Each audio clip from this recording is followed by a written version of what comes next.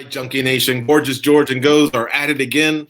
We have Sal D'Amato, and let me tell you something. I am pumped up because it's rare when we get to talk to a referee or a judge, and Sal is one of the top in the game. He's been doing it for a long time.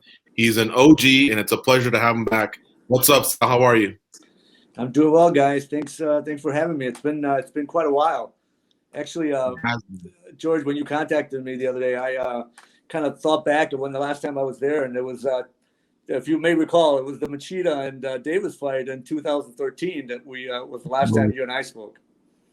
I knew we were pushing a decade, and I knew it was at Mandalay Bay. Well, actually, we did one on the phone, but I think you and Herb also came by the Mandalay Bay. But it had been a while, so we're very glad to have you back. And actually, I should take something back. We've had Big John a lot on our show. Sometimes was when he was with Bellator, but a lot of times when he was with a referee, because he lived in Vegas, so he actually came to the studio and would co-host the whole show with us. And then Frank Trigg is our former co-host, and we did quite a few shows with him, not with many as him in the capacity that he is now as a referee. So it's not like we haven't done these, but it's been a while since we've done these, and I want to thank you very much for doing it. Sal, the contact that we had between us, a lot of it stemmed from an article on MMA Junkie written by our managing editor. It was an opinion piece. His name's Simon Samano. And in that article, obviously he gave his thoughts on an interview that he had seen of Daniel Cormier on his show, DC and Helwani. And I wanted to see if you could share, now that you've had a little bit of time to process probably that interview that you saw in our article, what was the part that you may have been bothered by or disagreed with? Sure. Everyone has an opinion, and you have your right to your opinion. Not everybody, necessarily has to agree with that opinion. I when I saw the headline of it with, the 10-8 being inexcusable, I just, not that it rubbed me the wrong way. I just thought, that's not right. And, but again, it's his opinion. That's fine. But there's a reason why two of us scored it 10-8. Because it's if you follow the criteria, quite honestly, the criteria backs you up on that 10-8 score, really. And so that's why, not that it sat, uneasy with me. I didn't agree with it. And normally, we don't come out and say anything. Well, obviously, I've been doing this for a long time, and most of the top officials, we all have thick skins, and you have to in this business. But I didn't agree with it because you absolutely, the criteria, if you read it, does call for that round that you could score at a 10-8. Now, I see an argument for the 10-9, but I can certainly. That night I scored a 10-8. And one of the reasons why is, in our criteria, it states what is a 10-8. And a 10-8 in MMA is a large margin. So a fighter wins a particular round by a large margin. Well, to me, that's a 10-8. Or that's what the criteria said, that's a 10-8, a large margin. Well, I would say that first round is not a razor close round, right? That's a 10-8 round. And our criteria also states that a 10 round, a fighter doesn't, if he damages his opponent and doesn't need to dominate the entire round. Well, I would say that Oliveira was damaged in that round. He was close to being finished. And that's what, as far as myself and Chris Lee, who was the other gentleman that scored it, we both spoke about it many, many times after that. And one of the reasons we scored it that way is because he was almost finished. Now, of course, Oliveira had his moments too. Of course, he took his back and, took him down, and to me, he wasn't really threatening from the back. Of course, it's easy to say. I mean, yeah, Oliveira's on your back. Yeah, of course he's threatening, right? But he really wasn't. He held position, and then when Chandler kind of reversed him, and then with 2 minutes to go, really, he almost knocked him out, and kind of Oliveira kind of turtled up and took some shots and then went on to his back. And I think if he doesn't go onto his back, that fight could be stopped with another punch.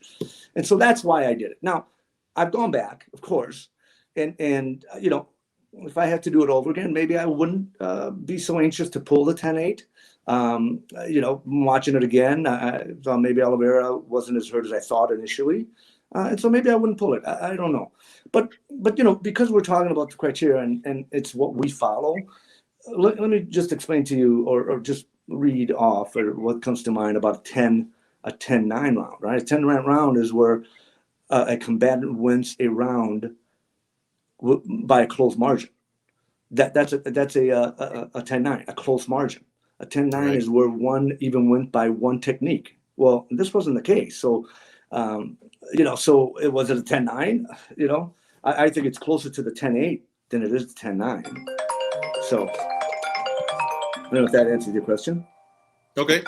So a couple things here. The fact that you said, that when you rewatched it, you left the fact that you could be open to it. Because, again, you'd have to be in the same setting, watching the same fight. But I think that's tremendous of you because and that's why I really like talking to you, Sal, because we're all human and we all interpret things differently. It's a criteria that's there, a set of rules that's there. But I've always said from the very beginning, I think we're always going to interpret it differently, especially depending on your background. If you're a wrestler, you're going to think highly of a lot of the wrestling techniques, or if you're a striker, you're going to think of that. As much as you set your biases aside, it's tough because we're human. But at the same time, I told you via a text that I had rewatched it on Monday and thought, man, I still think I'm a 10-9 guy. But obviously researching for this interview, I looked at the criteria and there's one part here that really stood out to me. And this should be something that all media members and fans, people that are involved in the sport, even the fighters and coaches, should remind themselves, refresh yourselves on the rules. They're always updated. We call them the 2017 update. Well, there's also been a 2019 update, but there's one line in here in particular. It says, a score of 10-8 does not require a fighter to dominate their opponents for 5 minutes of the round. And I think a lot of us focus on, did the other guy just have nothing to offer for the 5 minutes?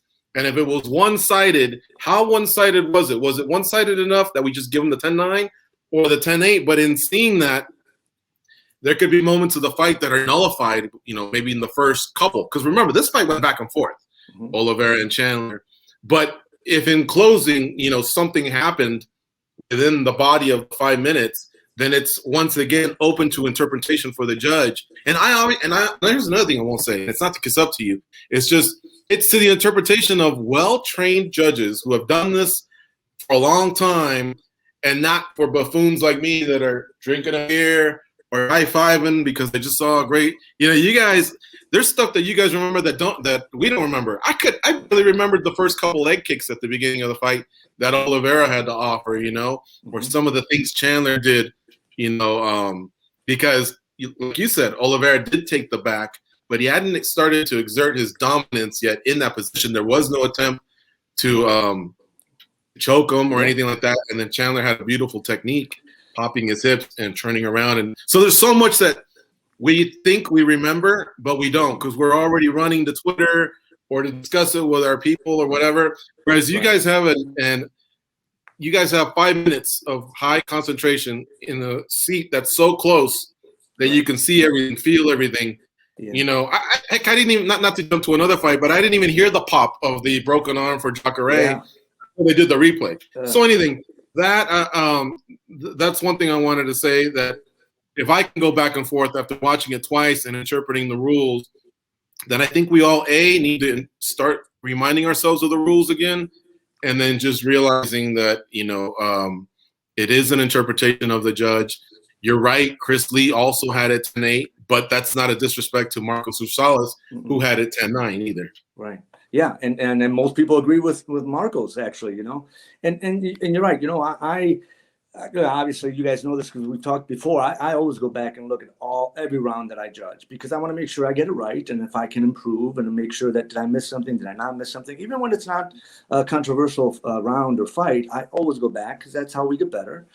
And, in watching this particular round, I felt pretty strongly the same way I did that night as I'm during the course of the round. For instance, you mentioned the Oliveira, 2 leg kicks. And then, the left hand that Chandler threw, that kind of stunned Oliveira. And that's why Oliveira went for that takedown and then got caught. The guillotine.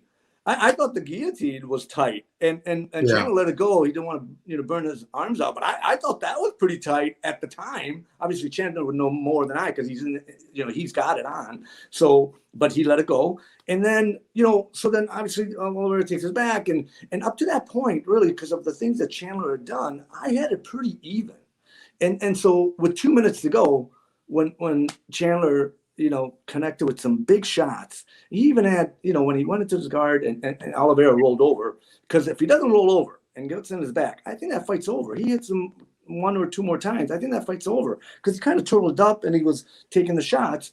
And so he gets in his back, smart defensive, right, of course. And then that's why Dan, to his credit, didn't stop it because he knew he was defending well. And then he gets hit with some big elbows. So from that 2 minute to the 0 minute, is that enough damage? Well, certainly was a lot of damage. And that's why we have to evaluate and assess it in real time. At the time, I thought this is not a 10-9 round. This is not a close round if I recite the criteria for a 10-9 explanation, right? And what does the 10-8 say? Well, is it a large margin? Well, I think this is a large margin. Did he almost finish the fight? Well, he almost finished the fight. So that's my reasoning for scoring it that way. Now, again, going back to it and looking at it, I can certainly, I don't know that if I had to do it all over again, I would score it 10-8, right? Because I've had a chance to watch it now. I mean, but at the time, real time, I thought, I'm more 10-8 than I am 10-9, and that's why I did it. And that's what we struggle with. I mean, that's why, I guess, why we get paid the big bucks, right? So, yeah. Do you think that, in 2017, when they did do kind of like an update on the rules and a strong emphasis for more 10-8s, you think it's just a matter of a lot of us haven't done the migration over in the interpretation of the rules and in wanting to pull the 10-8, because for the 20 years before that or 15 years before that, we were so accustomed to thinking that a 10-8 is just an absolute beatdown. So you think it's just something that takes a while? Because like in football, I remember at 10, 12 years ago, everybody was saying, when you're at the bar and there's a catch, and then all of a sudden everybody's going, did he make a football move? A football move, because that's what the referees were saying, a football move. It sounded funny to me at the time. But 10 years later, they're not even saying that anymore. They use different interpretation, but yet us as fans, we still keep quoting and thinking older stuff. And I don't see why, if it happens in football or happens in some of the other sports, why it wouldn't happen in MMA. Maybe we're just lagging behind. Yeah. Well, I can tell you that we have really evolved in the last few years, 4, 5, 6 years, even especially since 2017, because with John and some of the other, with the regulators as well, but with, obviously with John and some of the other officials, and they came out with the 3Ds. And so in the last couple of years, I've been in the rules committee as well. I've been very, very fortunate. I was asked, very flattered. And so, with the 3Ds, I've told them in the committee, with the 3Ds, it's helped us tremendously. And what are the 3Ds? Well, damage, dominance, duration, right? Pretty easy. Mm-hmm. If all three are present, he damages the guy. He's dominating. So in other words, he's doing what he wants to when he wants to, right? And there's duration as well, a majority of the round. Well, then that's a 10-8. But now where we kind of fall into, is it or isn't it, is when there's not all three are present. Let's say 2 of the 3 are present. Well, the rules state that the criteria, which incidentally are in like in California and some of the other states, it's in their bylaws. I mean, it's part of their law. That's what it is. So that's why we follow the criteria, right? And so if 2 of the 3 are present, you shall consider it. Well, now, so you can say, well, yeah, he had the damage. Boy, he had the damage, and he had the dominance. He didn't have the duration. So now you make up your mind. And really, quite honestly, a lot of times where we fall into, is it or isn't it, is when there's no damage or very little damage, but there's duration and the majority of the round. So the majority of the round with domination, where he's doing what he wants to, except he's not. He maybe he's controlling him. He sits on him. He takes his back. He doesn't go for finishes, but he's doing it for the majority of the round. Is that a 10-8? Well, if 2 of the 3 are present, you shall consider it. You can pull it. And some people say, well, I considered it, but I didn't pull it. Some people say, I considered it. I saw it and I pulled it, So that's where we've been in the gray area a little bit. Now, I can tell you that since 2017, we actually were doing very, very well. I mean, a lot of the guys, and even we were traveling in some of the other states and countries, we're all kind of getting on the same page with the 10-8s. And then in the last few months, quite honestly, since the Israel and Jan fight, there was a little bit of an outcry for a couple of 10-8s that were scored in that fight, and so we've had to pull back a little bit, and even from media and fans and some commentators saying that, well, that's not a 10-8, and so we pulled back a little bit. But really, to me, now if you're asking my opinion, I think there has to be more 10-8s. We always talk about the half-point system or different systems for our sport. Well, we have a 10-point must system, which is the best system in the world for us because that's the only system we have that we're using. So that's our best system. But a 10-9 razor thin and a round like this that most people think was a 10-9, right, are not equal. Those two aren't equal. So that's why if you score more 10-8s, or you go to that half point system, which is not going to happen probably. So you score more 10-8s, we're evolving more. Listen, last year we scored some 10-7s. I had two 10-7s in the last couple years. I mean, the Holloway and Ortega fight, if you guys recall, the 4th round, I scored that a 10-7 round. There was so much dominance, so much duration, so much damage, right? So that was, all three were present. Overwhelmingly, all three were present. That's what the criteria calls for, a 10-7 definition. So I pulled it. So we were scoring a couple more 10-7s. I mean, it's unheard of, basically, right? But we were kind of scoring. They're very, very rare, right? They're not common. But for us to score, 10-9s where they're close, and then we scored them a 10-9, lopsided more 10-9s. Maybe we score them 10-8s now.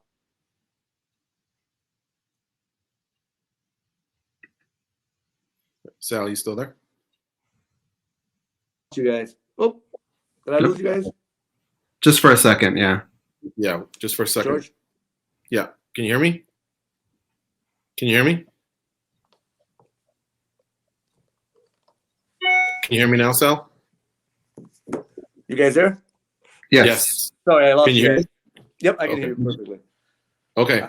I did want to clarify. We got, I think, everything up until the last 30 seconds. So if you want to finish your thought, go ahead. But I did want to say, when I meant the migration over, I meant, I think, more fans for sure and some media. But I have felt like you guys have scored more 10-8 rounds appropriately since 2008, 2017, that rules update. But go ahead. I want to give you a chance to finish your thought. If you had What was anything. the last thing I said? I'm sorry, because I went on. You're talking about the 10-7 in the Holloway fight. Okay, yeah. So, and that obviously that was a lopsided round. Our criteria calls for an overwhelming 3Ds, dominance, duration, and damage, right? And that round had it. So that was a 10-7. So if we're going into that 7 range, and I know we don't score that many. I mean, there's only been 4 in the history of the UFC that have scored 10-7s, right? So there's not that many.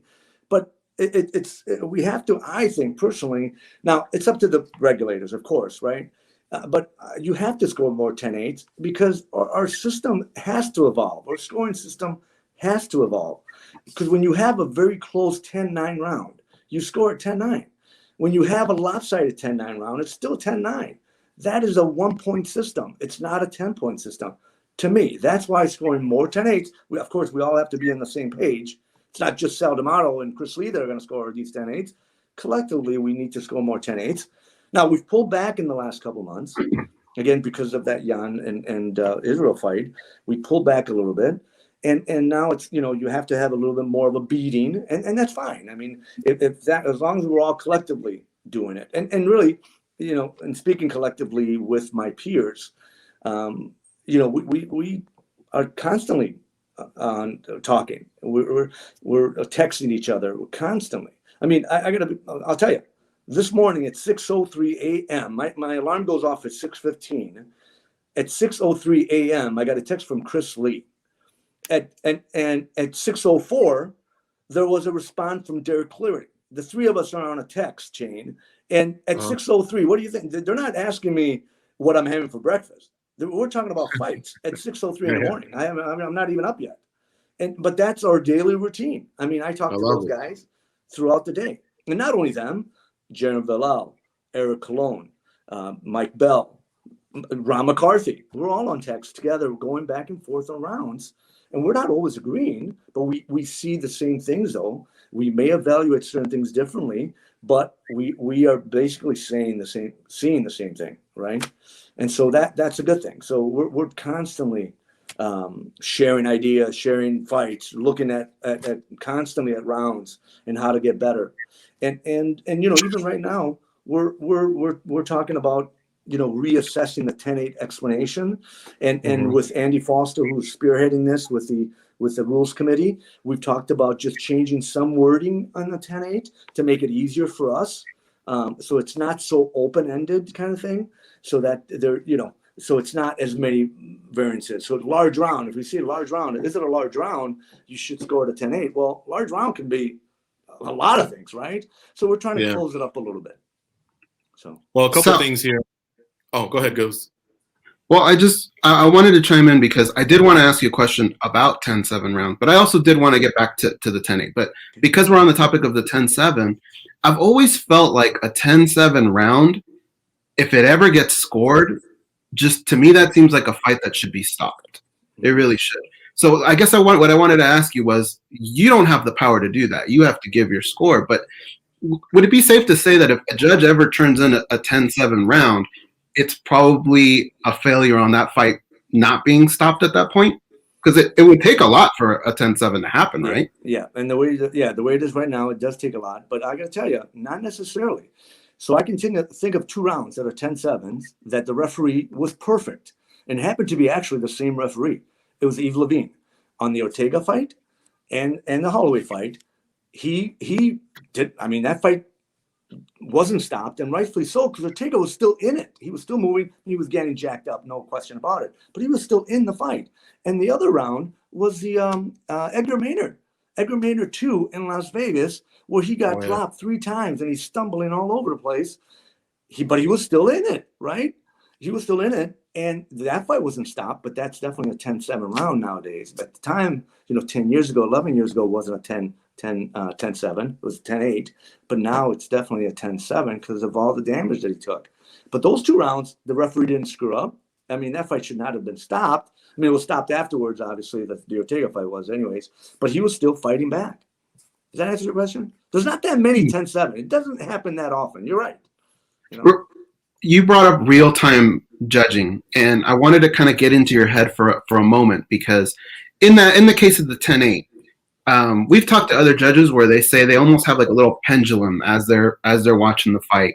For you, can you say that at a certain moment in that fight you called it 10-8, and it was kind of up to Oliveira to drag him out of that, or is the decision for 10-8 made at the very end of the round in your mind? No. As we're going through it, as I'm evaluating and assessing what's happening, I'm determining what the score is, and I you've got the pendulum, and you also have those sailing boats is how I use it, and that's how I do it, and to me, I was at 10-8, probably with 30 seconds to go, 20 seconds to go, when he threw a couple of elbows that caught him flush. And that's why I thought, man, this could be a 10. If it stopped right there, obviously there was 20, 30 seconds left in the round. So I can't say I was at 10-8 because the round's not over yet, right? But if it ended right then, I would have scored it a 10-8. Now, and not much happened after that, after I made up my mind of the 10-8. That's why I pulled it. But again, it's hard to pull 10-8. I listen, I'll be honest with you. I knew I can't speak for Chris Lee, but I knew I was going to get some flack. I absolutely did, because Oliveira was in the round. I mean, Oliveira took his back. I mean, if Oliveira takes somebody's back, normally they're done, right? I mean, he's the most accomplished MMA jiu-jitsu guy out there, right? I mean, so yeah, and he had a couple of leg kicks. There's a lot of things he did that he's in the fight. But I knew I was going to get flack, but there was so much damage that Chandler caused, and he almost finished the fight. So that's why I went that way to 8. I just felt, man, I got to score it live.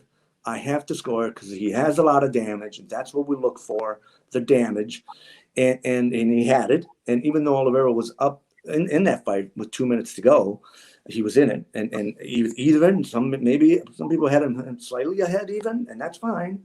I had it pretty even until Chandler drops him and then almost finishes it. But yeah, I mean, so I wasn't a 10-8, and said, "Oh, I'm already at 10-8." No, I mean, I still have to evaluate the remainder of the round. But if it would have stopped with 20 seconds to go, I was at 10-8 already. So, In other sports, we always talk about decisions that either a coach makes, a player makes. And they say at the end of the game, shake it off. You're only human. But in these situations, and I know that you said that you looked back and you could see the 10-9, but you still feel firm on the 10-8. But you guys are only human, and I'm sure you probably look at the internet and you see the criticism and all that. But even though you feel like you're right, in certain cases, like, how is it difficult for a judge to kind of shake it off and move on to the next card and not let there be any carryover from the last one?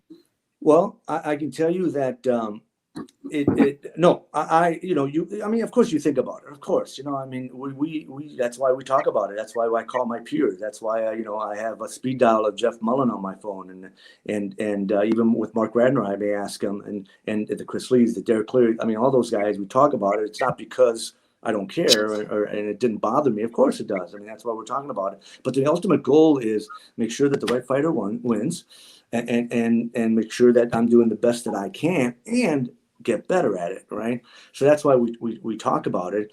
And again, I see the 10-9, and like I said, I may not, maybe I won't pull. I mean, after watching it, maybe if I had to do it over again, maybe I don't pull the 10-8. At the time, though, I was thinking, yeah, this is a 10-8 because of the amount of damage, so, but yeah, I mean, you have to have thick skin, right? And the more, and that comes with experience. Listen, I've been through some ones that the people didn't agree with, and I've gotten some hate mail and things like that, but it's okay. You have to do what's right, and continue to get better at what you do, and you have to put it off to the side, see if you did the right thing or not. Talk to your peers, to your bosses, make sure that you're doing it correctly and get better at it, and see what you did wrong because you got to get better, and then move on from that fight. Listen, and you never totally let it go. I mean, listen, I was in the St. Pierre,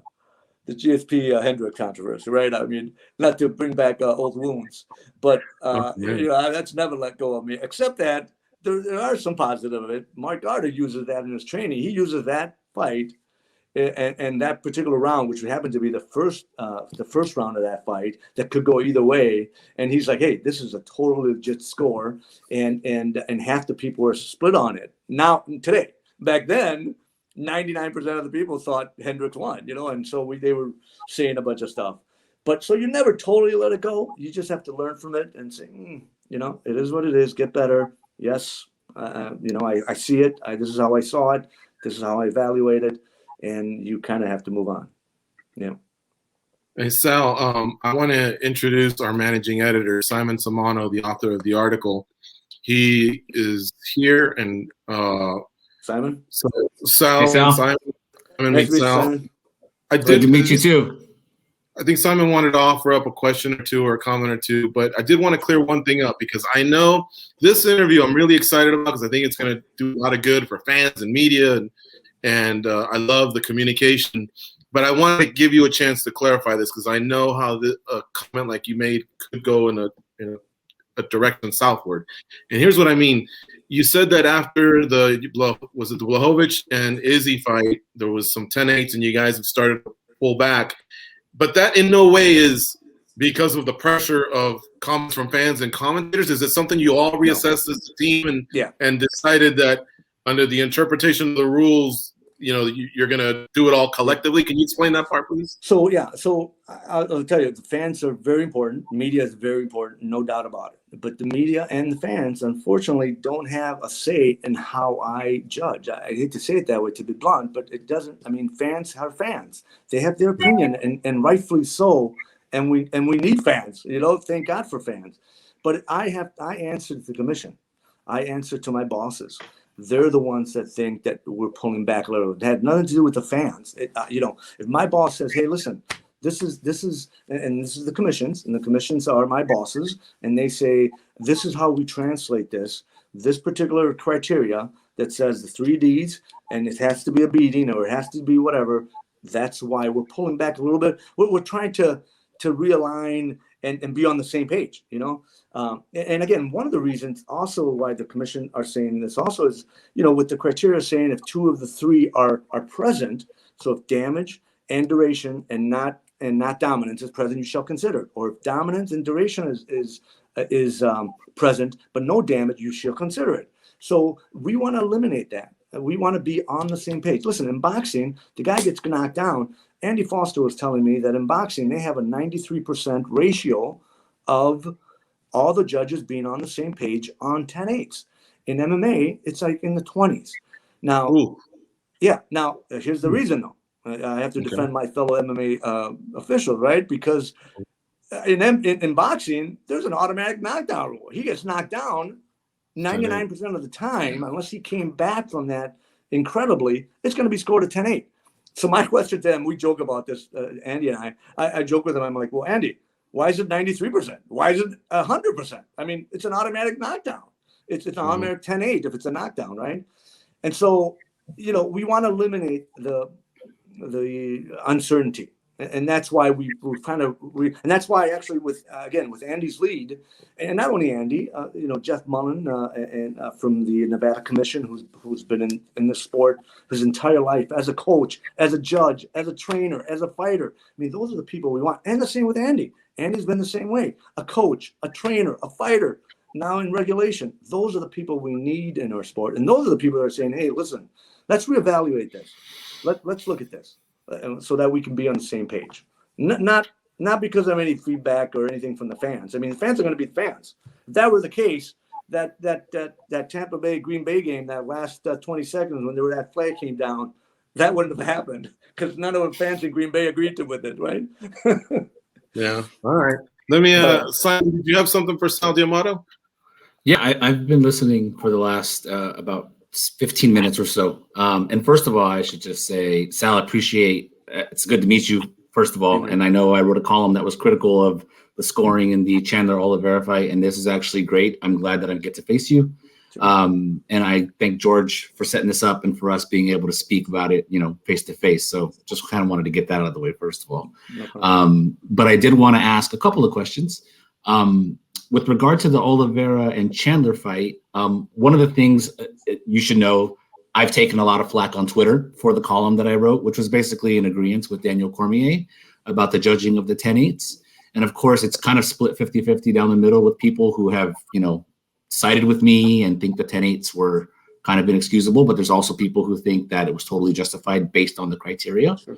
And so knowing that it's based on the criteria, one of the things that comes up in the language, besides the 3Ds, which you guys have talked about, is the phrase immediate impact. Mm-hmm. And so I kind of wanted to use the Chandler Oliveira as an example to kind of ask the question about how you define immediate impact, because one of the things that I know I brought up in the column, and one of the things that I have said to people on Twitter in response is Chandler landed 2 really good left hooks. But those 2 really good left hooks, the one in the beginning of the round and the one at the end of the round, they didn't necessarily drop Charles Oliveira in the truest sense of he was dropped. Mm-hmm. To me, his reaction was to shoot for a takedown or to try to grab a leg because he was under attack. So can you kind of define, talk about the idea of immediate impact sure. and what that sort of means? Yeah, well, immediate obviously means, he gets hit with a right hand, or a body kick, he winces.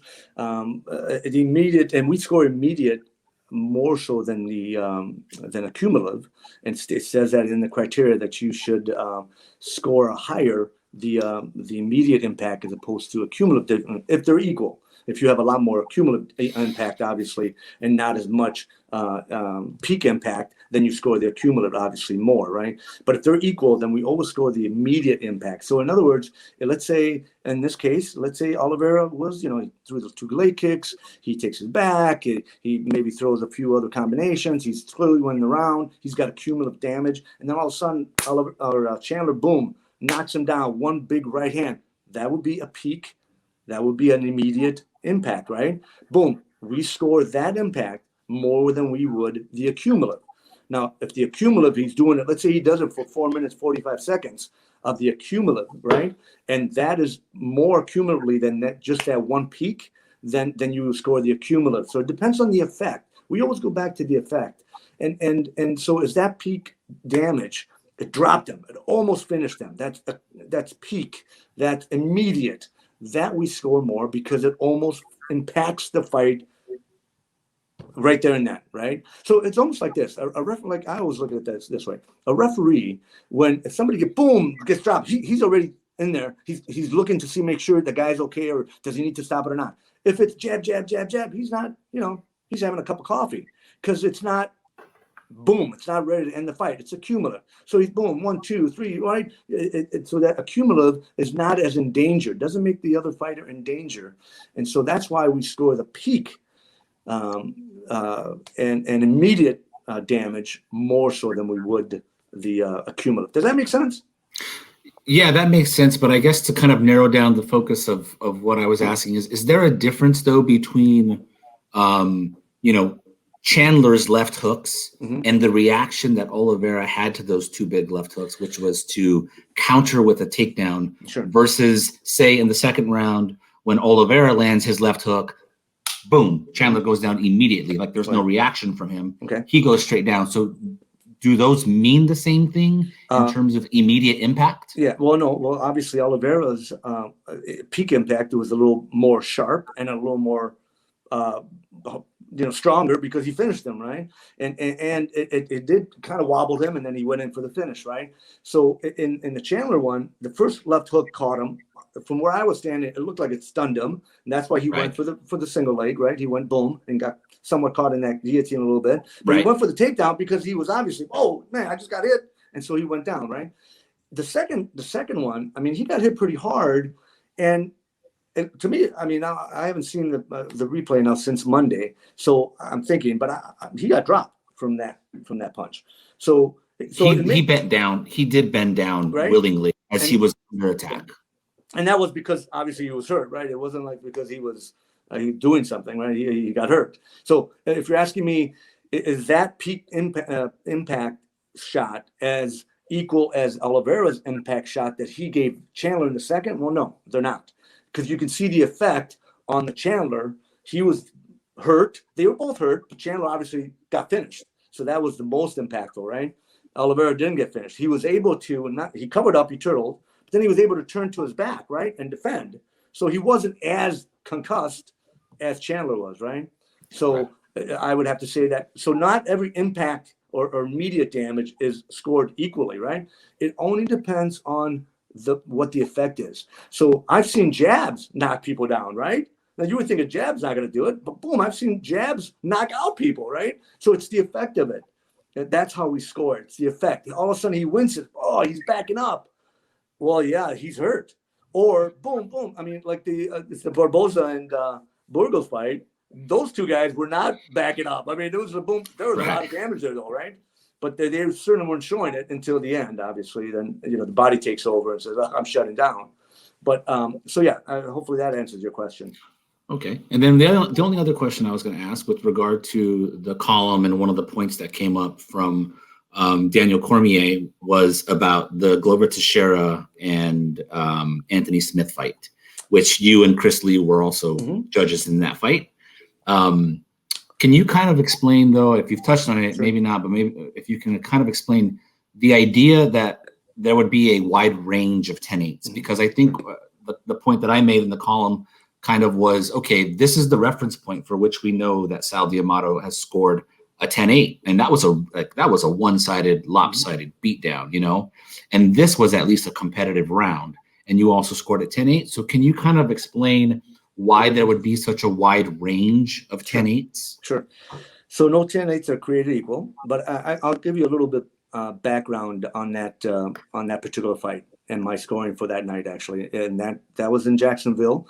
That was our first show with COVID last year, as you guys know, or that week, anyways. And first of all, I goofed. I should have scored that round at 10-7. And right after that round, I went over to my fellow peers, my other 2 judges, and said, "We goofed. I should have scored." Now, a couple of them didn't agree. They said, no, that's a 10-8. No way is that a 10-7. I thought it was a 10-7, and I should have pulled the trigger.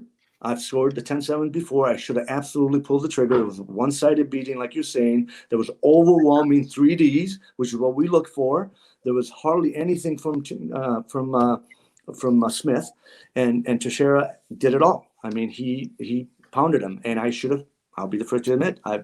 Listen. I didn't sleep for 2 nights after that fight. Luckily, the next event that was Wednesday, and the next event was Saturday, because I would have been shot if it was the next day. I would have been very tired. I absolutely, and I'm not blowing smoke up anybody's anything. I can tell you for a fact I had a hard time with that round because I felt that I goofed. I felt that I should have scored it, and I didn't. Now, back to your question. It should have been a 10-7, but if it was a 10-8, they're just like 10-9s. Look at the very, very close, razor-thin rounds. Like the Barboza and Borges fight, the second round could go either way, right? That's a pretty close round. I mean, who won that round? Holy smokes, right? I mean, pretty much. And that's a 10-9. And then now you look at the Chandler round, and most people are scoring a 10-9. Now, how are those two equal? So 10-8s are not equal. 10-9s are not equals. You have those real clear 10-8s. You have the most dominating 10-8s. And you have some that are just borderline 10-8s. That you're like, oh, he did just enough. And it's not a 10-9 because he beat him up, even though the other guy was fighting back, and you still scored a 10-8. That's unfortunately our system. If we had a 100-point system, then the Teixeira fight would have been 100-37, and this would have been 100-67. You know what I mean? So unfortunately, we have single-digit scoring system, and that's why we struggle. That's why a lot of times people don't understand how that could be a 10-8 or that could be a 10-9, or why this guy won as opposed to this guy, or the round anyways, because hopefully usually we get the right winner, and that's ultimately the goal. But our scoring system is a little bit of a challenge. That's why, with the rules committee and with some of the bigger promotions and some of the regulators out there, they're constantly meeting, constantly trying to get better, trying to do certain wordings that will help us. But unfortunately, that's the scoring system we have. Does that answer? Yeah, that does. And I actually have one last question, if I can just get this one in, because you were the judge also in the Tony Ferguson Beneil Dariush fight, and looking at the criteria of that fight, and that was 30-27 across the board. Mm-hmm. Everybody scored it 10-9. Would there not be a case or a reason why perhaps a 10-8 could have been marked in the round where Dariush had him in the leg lock and you see Tony Ferguson grimace in pain? Mm-hmm. Could there have been a case there for 10-8s, or should there have been a couple of 10-8s there, or 3 10-8s there? What do you think? Well, you could certainly make a case, and the criteria states that if you have 2 of the 3, right? So damage is not present, and some might say, well, like that was damage. He was wincing or he was grimacing, whatever, right? And so that could be damage, not a long-term damage, right? It wasn't throughout the round, let's say. It was just for a few seconds, immediate. Whatever, right? Maybe that would qualify as immediate. Would that qualify as immediate? Absolutely, right? But was that enough to cause it a 10-8? Now, he did other things in that round where, he dominated the action. Obviously, he dominated position, right? And so we've came up with some wording that in the absence of damage, positional control, which that was, is not considered dominance. So then it wouldn't fall into one of those 3Ds, right? So that's why we wouldn't score that a 10-8. But you could see it though. I mean, he's doing what he wants to the guy, other than the damage part of it, prolonged damage, anyways. And that's why we didn't score it a 10-8. But you can certainly think about it. Say, hey, man, Tony Ferguson is not doing anything. Hardly any offense, right? And it also states in the criteria, if the opponent is diminished enough where he doesn't have any offensive strikes or grappling techniques, where he's not doing anything, a judge shall consider. Now, again, it says consider, not pull the trigger. It says consider. So it's up to us to say, yeah, he didn't do anything.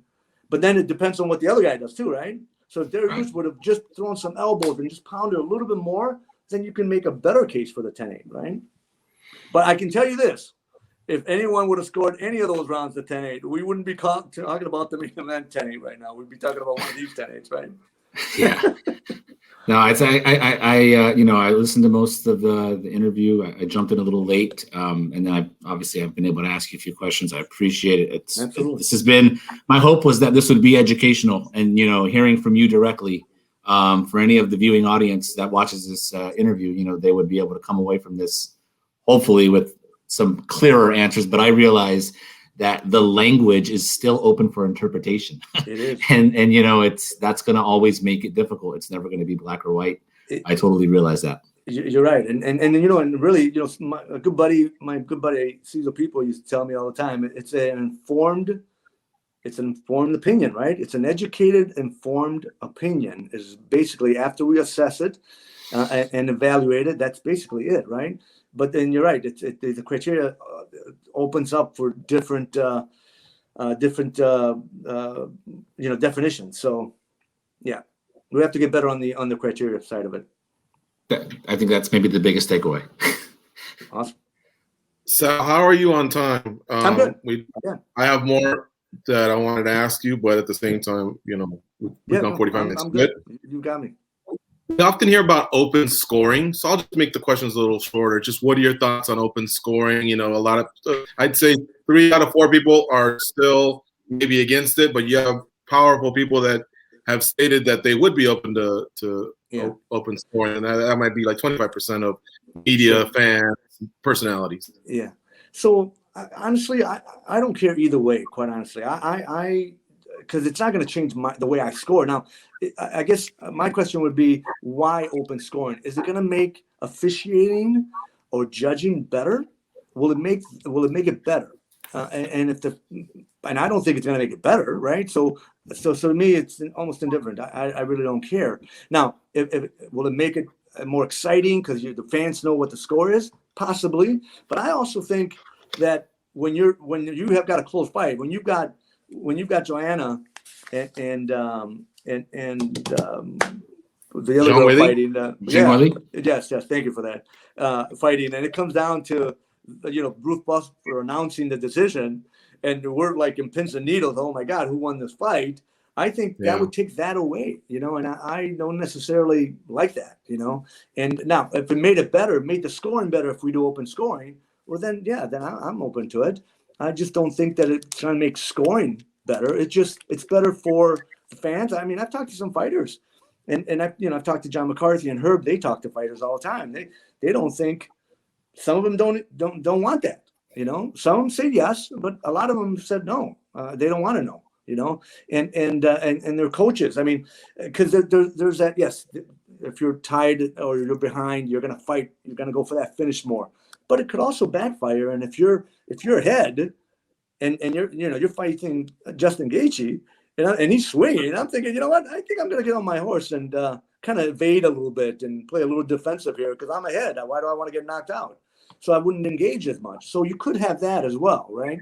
So I don't know. I like when Bruce Buffer announces who wins and I'm waiting to see who won. I like that better than knowing the score in between rounds, Do you think the scoring would influence you in any way if you hear a round of boos? Because 50% and 50%, I would imagine, are for either fight or maybe a little bit more. Or could you carry that from another fight if you look up and go, man, I was 30-27 on this side. The others were maybe 29-28 or 30-27s on the other side. Sure. Could it affect you enough that you would think, man, I'm having a bad night? And then lastly, crowds or no crowds, have they even made a difference in the past year? Sorry, long question, but yeah, that's okay. Hopefully I won't give you as long an answer. No. So I got to tell you, listen, I'm comfortable in my skin to tell you the absolute truth. I think that we're human, right? And I would like to think that the top officials, including myself, that would not have a bearing at all as far as looking up. And holy smokes, they have it 1-1, I have it 2-0. So I don't want to be on the end, and if it's close at the end, it's very, very close. It could go either way. Nobody would know the difference. And I would like to think that I would say, no, I'm going to do the right thing, of course. And I think that. And I've had fights that are the last round is so close, and I've got a 2-0, and no one would know the difference. But no, I go with who I thought won the round, no matter how close it is. But it's human nature. And so if you're not as experienced, possibly, maybe that would play an effect. Now, I'd like to think no, but again, we're human. So if I'm looking up, that could come into play. Now, I do not think, and I really believe this, I do not think that the top guys it wouldn't matter. And I've talked to them. I mean, we talk about this all the time, as you can imagine. And none of them, it would not, absolutely not have anything to sway our decision one way or another. As far as the fans, I'll tell you, we've been at the Apex for a year now, right? And there's beautiful things about the Apex as well. You can hear the corners. You can hear all that. You can hear them, talking, smack to each other, and it's been great. But nothing, I got to be honest with you, nothing has been like the last couple of weeks that we've had fans, both in Jacksonville, the crowd was crazy, and here this past week in Houston. There's just nothing like having fans and every punch and every strike. And again, they don't influence us. Of course, I hear them, right? They're screaming, they're yelling, but I'm evaluating, I'm zoned in to what we're scoring and assessing. But having fans there is just incredible, So I grew up, and I'm sure you all grew up, watching boxing. And I remember one thing I would hear at the beginning of the fight hour. Here are our three judges, Dobby Shirley, Chuck Jampa, Jerry Roth. I'm just throwing them out, but I know they're all, I think I got the names right.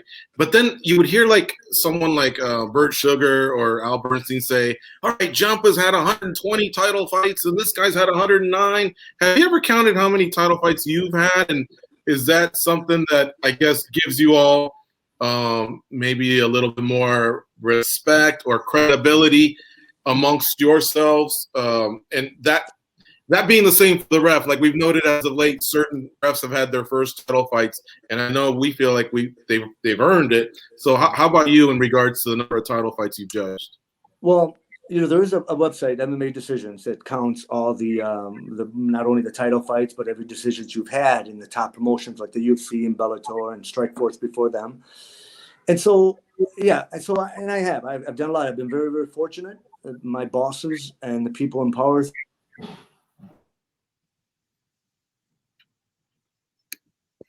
I lost him there for a second. It's just an incoming call, I think. Oh, there you are. There you go. Sorry about that.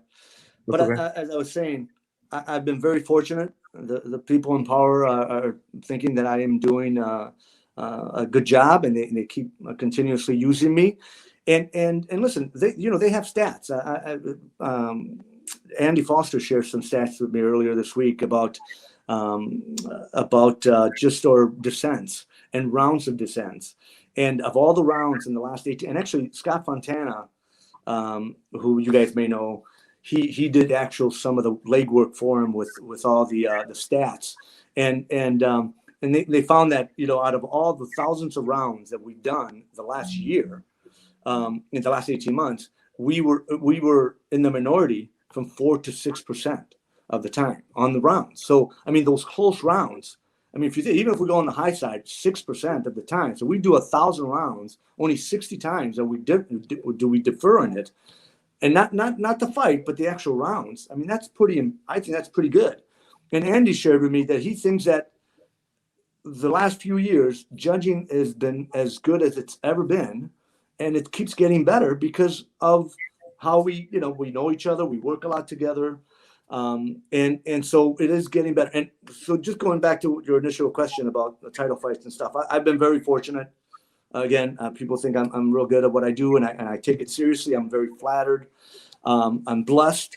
But I got to tell you, there are some officials out there that are also very deserving of that best judge title type of thing. Absolutely, because the Chris Lees of the world, Derek Clarity, Ron McCarthy, Mike Bell, Eric Colon, those guys are the best of the best. I mean, I am very fortunate because I've gotten better just by working with those guys.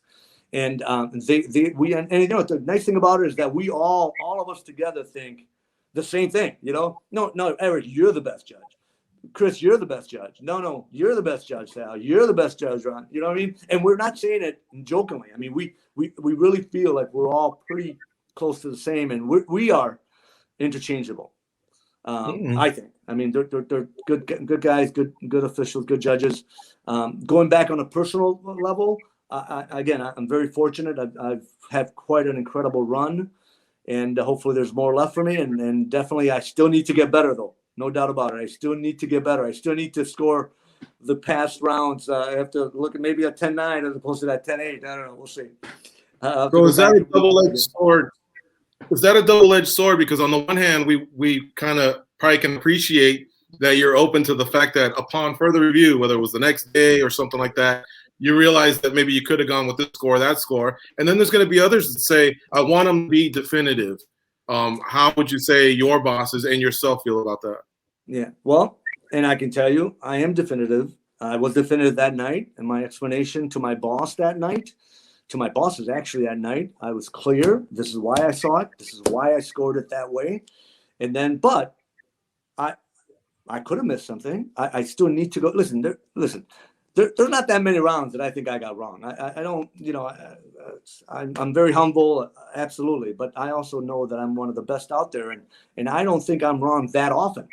But when I am, I'll be the first. Listen, I probably should have gone the other way. Now, this is a borderline round. I could be a stickler and say, no, 10-8 for sure. No, I mean, I could see the 10-9 clearly. And all I'm saying that possibly if I had to do it over again, I don't know which way I would go because now I have both sides. I mean, I've seen it both ways, and I could see it both ways, and you can make a case both ways.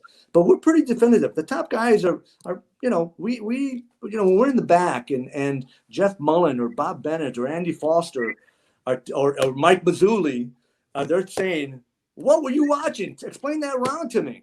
Okay, yes, I'll explain that round to you. This is what happened. This is why. And we recite the criteria as well. Well, in the criteria, this is what it says. This is why I saw it that way. And not like, well, I thought he hit him more or this guy. No, this is why we saw it. This is why we scored it. And the criteria backs me up on it. And that's why. I tell you, those bosses of ours, the Andy Fosters, Jeff Mullins, the Mazzulis, Kim in New York, they want to make sure they put us on the fire, no doubt about it. They want explanations, they want to, and rightfully so, right? And so this is why some of our skins have gotten. Listen, even Bob Bennett when he first got into Nevada, man, every single round, and we do that now. Jeff Mullen, when we go in the back, we're back there for 45 minutes to an hour. After a long night of fights, we're back there still with my notes. This is why we go through every single round for nothing else. I mean, if nothing else, to make sure obviously the right guys won and so forth, but also to get better. I want to hear my colleagues speak as to why they had it differently or why they had it the same as I did. I mean, it makes us better, and so it's a good thing. Goze, I think you can speak to that because how many times have we said often on Spinning Back Click or Junkie Radio, or we're wondering what kind of accountability is there? Well, Sal just kind of said, I guess, what we were hoping to hear. You know what I mean? Maybe you could talk about that, Goze. You've said it before, though. Do they just, get up off the stool and go grab a bite to eat, or what happens afterwards?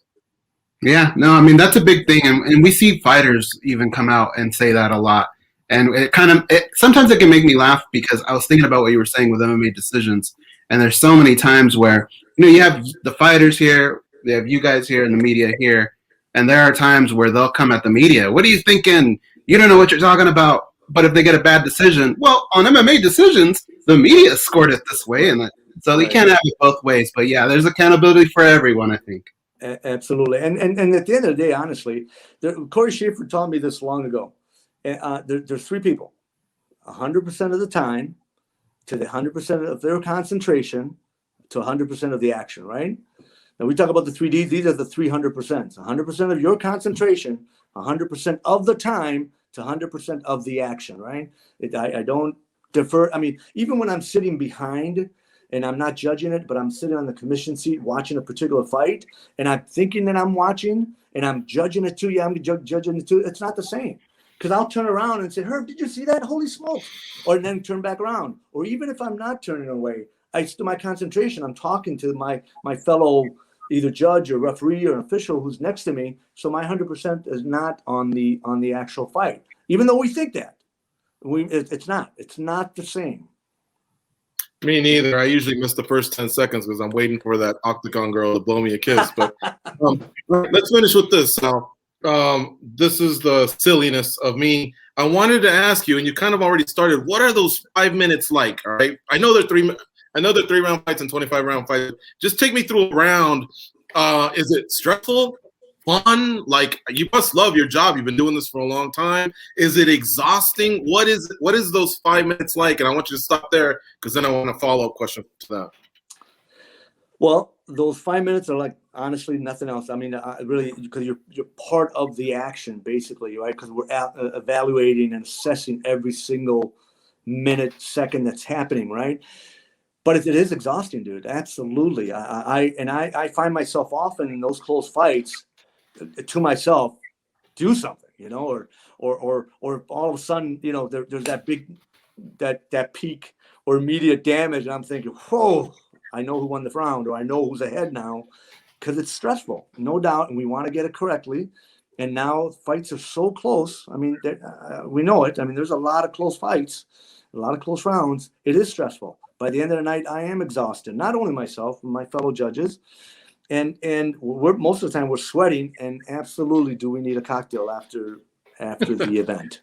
What's the 1 minute like? What do you do? Just swig water? Do you refs or do you judges even look at each other like whatever? Or are you looking at your notes? No, what do you guys do during that? What for me personally, I kind of try and vegetate. To be honest with you, I'll look up at the screen but once I write my score, so once the horn sounds, I'm right away. I've already made my decision. I'm not does this happen? That happened? No. I've already made, because remember that sailboat. Okay, this is ahead. And then I write my score down right away. And then as they pick up my scorecard, which is immediately, I kind of just vegetate a little bit. I relax. I try and breathe, and I try and think through the action of what happened to make sure I got the score right. But my score is gone already. It's not like it's still in my hand. My score is gone. And then I just kind of watch the screen a little bit, and where they show some of the highlights, and then I get ready for the next round. And again, it's 5 minutes. It is exhausting. It is not. This is why not everyone can do it. Everyone thinks. Listen, my mom thought she could be a judge. My mom used to tell me all the time, God bless her soul, she would always say, well, Sal, especially the St. Pierre fight. I remember coming home over the weekend, and she thought Hendricks won. She goes, well, that guy, did you see his face? Mom, please, you too? And so everyone thinks they can do it, but 5 minutes is a long time. And honestly, it's gotten easier through the years. The more you do it, the more experience you have, the easier it gets. It's still tough, no doubt about it, but it definitely gets easier. It's almost like it's an acquired taste. That's honestly, that the more you do it, the better you get, and that's how it is. But it's no doubt it's emotionally draining. I want to thank you so much for hopping on with us here to discuss the article, judging in general, your career. My pleasure, guys. It's been great. So thank you for doing us. And I know our fans are really going to enjoy it as well. Awesome. Thank you, guys.